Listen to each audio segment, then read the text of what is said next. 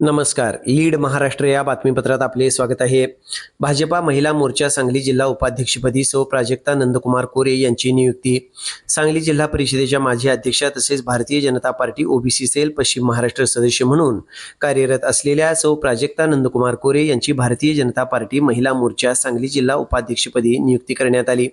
ही नियुक्ती माननीय आमदार डॉक्टर सुरेशभाऊ खाडे, माननीय पालकमंत्री चंद्रकांतदादा पाटील तसेच भाजपा सांगली जिल्हाध्यक्ष माननीय सम्राट बाबा महाडिक यांच्या मार्गदर्शनाखाली करण्यात आली. नियुक्तीपत्राचे वितरण भाजपा महिला मोर्चा सांगली जिल्हाध्यक्षा माननीय स्वातीताई खाडे यांच्या हस्ते करण्यात आले.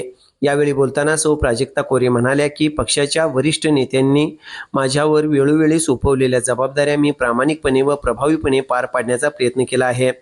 जिल्हा परिषद अध्यक्षा म्हणून काम करत असताना सांगली जिल्ह्याची राज्यात वेगळी ओळख निर्माण व्हावी यासाठी मॉडेल शाळा, मॉडेल प्राथमिक आरोग्य केंद्र, मॉडेल आरोग्य उपकेंद्र, मॉडेल अंगणवाडी अशा अनेक नाविन्यपूर्ण योजना राबवण्यात आल्या.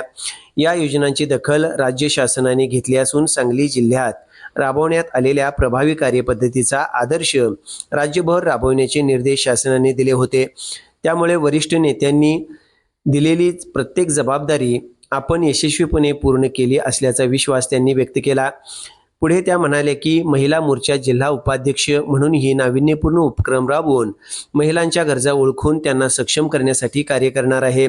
महिलांना सन्मान, आत्मविश्वास आणि समाजात प्रभावी व्यासपीठ मिळावे यासाठी मी सदैव प्रयत्नशील राहीन.